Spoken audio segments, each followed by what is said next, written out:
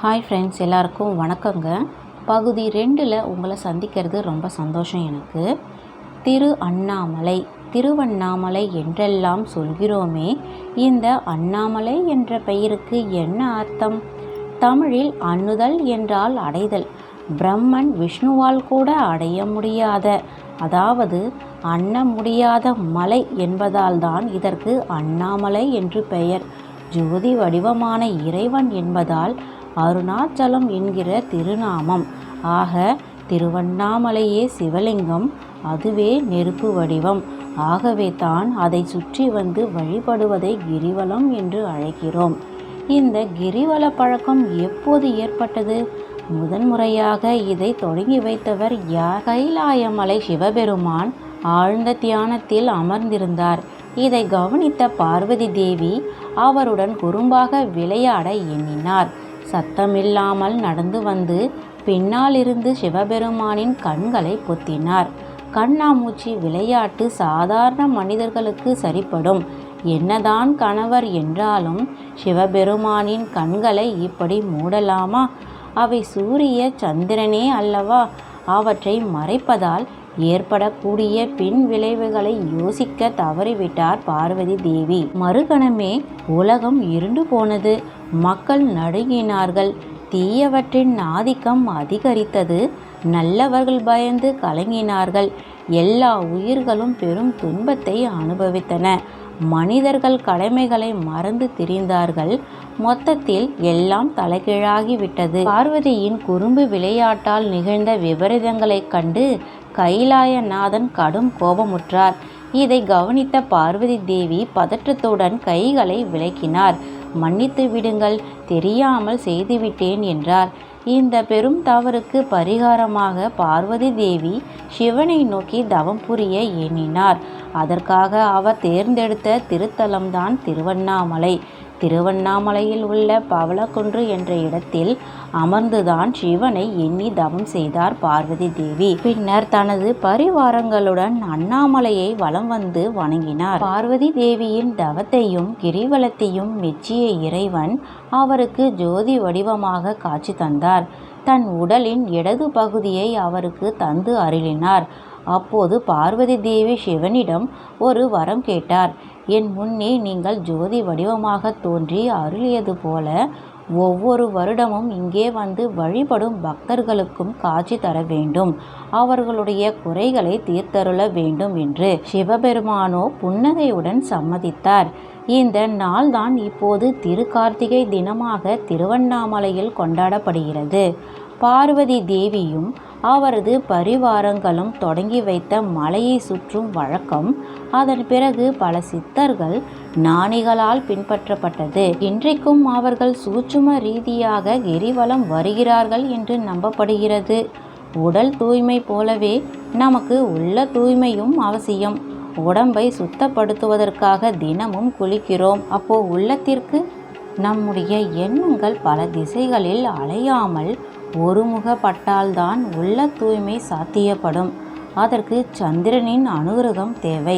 பௌர்ணமி அன்றுதான் சந்திரன் பரிபூர்ணமாக பிரகாசிக்கும். அதன் குளிர்ந்த கிரகணங்களுக்கு நம் உடலினுள் ஊடுருவி சென்று சுத்தப்படுத்தக்கூடிய சக்தி உண்டு. ஆகவே பௌர்ணமி அன்று இரவு நேரத்தில் கிரிவலம் வந்தால் சந்திர ஒளியில் சில மணி நேரங்களாவது நினைவோம். அத்தனையும் உள்ளத்துக்கு நல்லது. இந்த காரணத்தாலேயே கிரிவலம் செல்லும் ஆண்கள் சட்டை அணியாமல் செல்ல வேண்டும் என்று கூட ஒரு பழக்கத்தை ஏற்படுத்தி இருக்கிறார்கள். இன்றைக்கும் பலர் இதனை பின்பற்றுகிறார்கள். மேலும் திருவண்ணாமலை என்பது சாதாரணமான மலை அல்ல. அங்கே பல சக்தி அதிர்வலைகள் உண்டு. அதோடு இங்கு வாழ்கிற மகான்களின் ஆசையும் சேர்ந்துள்ளது. இவையெல்லாம் கிரிவலத்தின் போது நம் உடலில் படுகின்றன, நலம் புரிகின்றன. அறிவியல் ரீதியாக பார்த்தால் திருவண்ணாமலையில் பல மூலிகைகள், மருத்துவ குணம் கொண்ட செடி கொடிகள் உண்டு. அவற்றில் பட்டு வீசும் காற்று கிரிவலத்தின் போது நம் உடலில் படுகிறது. மருத்துவ குணம் பொருந்திய மூலிகை காற்றினை சுவாசிக்கவும் செய்கிறோம். இதனால் மற்ற பலன்களோடு ஆரோக்கிய வாழ்வும் நிச்சயம். என்னது, மூலிகை காற்று பட்டால் நம் உடல் குணமாகுமா? அது எப்படி? இந்திரஜித் எய்த பிரம்மாஸ்திரத்தில் அடிபட்டு லக்ஷ்மணனும் மற்ற வீரர்களும் மயங்கி கிடக்கிறார்கள். அவர்களை மீண்டும் உயிர்ப்பிப்பதற்காக எங்கோ பறந்து சென்று சஞ்சீவி என்னும் மருந்து மலையை கொண்டு வருகிறார் ஆஞ்சநேயர். அந்த மருந்து மலை இலங்கையில் இறங்க மறுத்து விடுகிறது. இது ராவணன் ஆட்சி செய்யும் பூமி. இங்கே நான் கால் பதிக்க மாட்டேன். ஆனால் கவலை வேண்டாம். என் மீது பட்ட காற்று அவர்கள் மீது பட்டாலே போதும், மீண்டும் உயிரோடு எழுந்து வந்து விடுவார்கள். அதன்படி மருந்து மலை காற்று மேலே பட்டவுடன் அந்த வீரர்களுக்கு உயிர் திரும்பியது மட்டுமல்லாம பழைய வலிமையும் அழகும் கூட வந்துவிட்டது. அதுதான் மூலிகை காற்றின் சக்தி. ஒரே ஒரு முறை கிரிவலம் செல்லும்போது மணிக்கணக்காக மூலிகை மனத்தை அனுபவித்தபடி உற்சாகமாக நடந்து பாருங்கள், புரிந்து கொள்வீர்கள். இந்து மத வழிபாடுகள் அனைத்தும் இயற்கையை ஒட்டியே அமைக்கப்பட்டவை. ஆகவே சூரியன், சந்திரன், நட்சத்திரங்கள், மற்ற கிரகங்கள் அனைத்தும் முக்கியத்துவம் வாய்ந்ததாகவே திகழ்கின்றன. இன்றைக்கும் சந்திரனின் சஞ்சாரத்தை வைத்தே மாதங்கள் கணக்கிடப்படுகின்றன. ஒவ்வொரு மாதத்திலும் பௌர்ணமி நாள் விரத வழிபாட்டுக்குரிய தினமாக அமைந்திருக்கிறது. ஒரு சின்ன பட்டியல்: சித்திரையில் அழகர் உற்சவம், வைகாசி விசாகம், ஆடியில் மூலம் ஆடிப்பெருக்கு, ஆவணியில் ரக்ஷாபந்தன், புரட்டாசியில் உமா மகேஸ்வர விரதம், ஐப்பசியில் சிவனுக்கு அன்னாபிஷேகம், கார்த்திகையில் அண்ணாமலை தீபம், மார்கழியில் ஆருத்ர தரிசனம், தைப்பூச திருவிழா, மாசி மகம் பங்குனி உத்திரத்தில் தெய்வ திருமண உற்சவங்கள். இந்த விழாக்கள், உற்சவங்கள் அனைத்துக்கும் இடையே என்ன ஒற்றுமை தெரியுமா? இவை எல்லாமே பௌர்ணமி தினத்தன்று கொண்டாடப்படக்கூடியவை. ஏன் அப்படி? கொஞ்சம் ஆராய்ந்தால் வியக்க வைக்கும் அழகியல், நடைமுறை மற்றும் விஞ்ஞான காரணங்கள் கிடைக்கின்றன. பொதுவாக எந்த பொருளுமே அழகாக இருந்தால் நம்மை கவர்வது இயல்பு. நிலவும் நில ஒளியும் மனதுக்கு இதமும் கண்ணுக்கு குளிர்ச்சியும் தருகிறவை.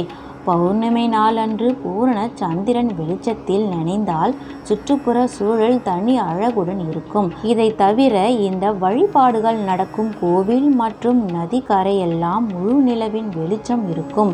இருட்டு பயமின்றி மக்கள் சிரமமின்றி புழங்க அது வசதியாக இருக்கும். அடுத்து, சந்திரனின் அதிர்வுகள் காந்த சக்தி நம்மேல் விழுந்தால் நம் இயல்பான சக்தி வளமடையும். இதனால்தான் பௌர்ணமி அன்று கிரிவலம் செய்வது சிறப்பாக கருதப்படுகிறது.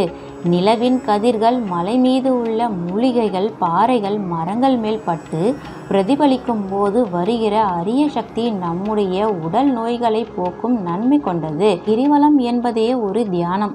இதுவே சிறந்த வழிபாடு. ஒரே ஒரு முறை கிரிவலம் செய்து பார், அதன் பலனை நீயே அறிவாய் என்கிறார் பகவான் ரமணர். ரமணர் மட்டுமல்ல, சேஷாத்ரி மகான், விசிறி சாமியார் என்று எத்தனையோ மகான்கள் கிரிவல மகிமையை அனுபவபூர்வமாகவும் உபதேச பூர்வமாகவும் உலக மக்களுக்கு உரைத்திருக்கிறார்கள்.